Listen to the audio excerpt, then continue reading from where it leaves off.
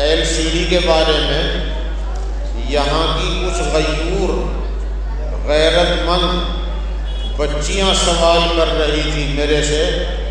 بعض عورتوں نے مسئلہ خود پوچھا ہے، جن جلسوں کا کچھ اور مقصد بھی ہوتا ہے تبلیغ کے علاوہ، جیسے جمعیت علماء کے جلسے ہوتے ہیں، سرکار تک، میڈیا تک اور اسی طرح دور دراز تک بات پہنچانا مقصد ہوتا ہے۔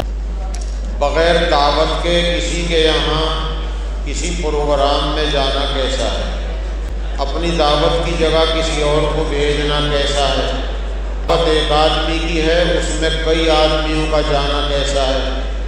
جیسے مولانا عثمان صاحب پچھلے سال جلسے میں آئے تھے تو 3 گاڑیاں ان کے ساتھ تھیں۔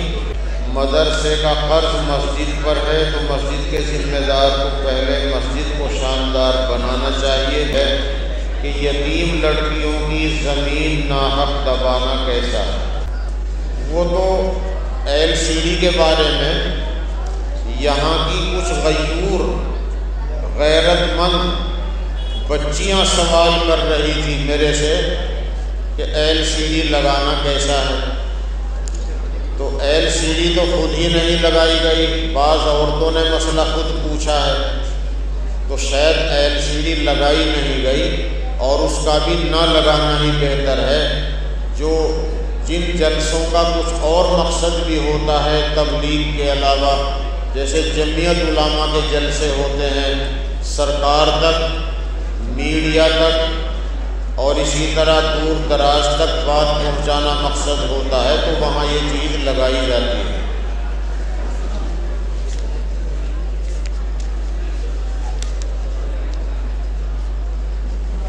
بغیر دعوت کے کسی کے یہاں کسی پروگرام میں جانا کیسا ہے؟ بغیر دعوت کے دعوت میں جانا جائز نہیں۔ حدیث شریف میں ہے جو آدمی بغیر بلایا کسی تقریب میں جاتا ہے وہ چور بن کے جاتا ہے، ڈاکو بن کے نکلتا ہے، یعنی اس حدیث میں اس کی برائی کو بیان کیا گیا ہے۔ اپنی دعوت کی جگہ کسی اور کو بھیجنا کیسا ہے؟ اگر میزبان اس کو جائز سمجھتا ہو اور برا نہ مانتا ہو تو اپنی جگہ دوسرے کو بھیجنے کی گنجائش ہے۔ دعوت ایک آدمی کی ہے، اس میں کئی آدمیوں کا جانا کیسا ہے؟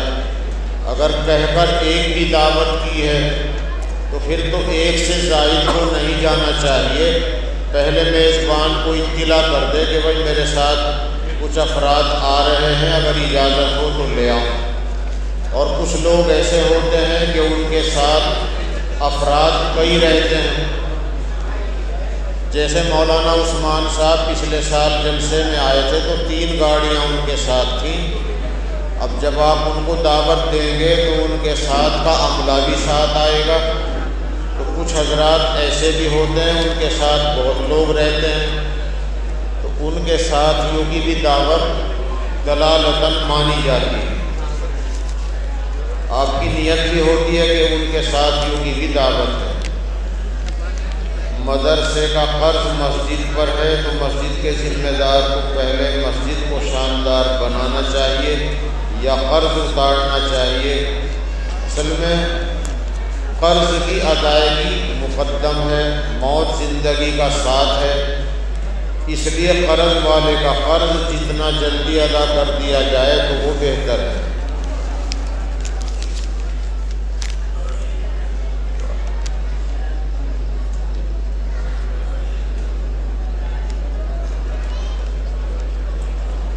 یہ چیزیں سبھی کو معلوم ہے جو کسی کی طرف سے پرچی آئی ہے کہ یتیم لڑکیوں کی زمین ناحق دبانا کیسا ہے، جبکہ لڑکیوں کو بھائی بھی نہ ہو اور اوپر سے جھوٹ بھی بول رہے ہوں۔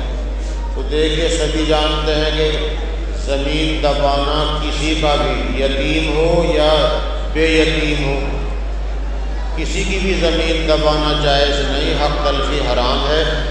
حدیث میں ہے کہ ایک بالشت زمین اگر ناجائز دبائی تو اتنی ہی زمین کے ساتوں زمینوں کا طوق بنا کر جتنی زمین دبائی ہے، زمینیں ساتھ ہیں تو ساتوں زمینوں کا طوق بنا کر گلے میں ڈالا جائے گا۔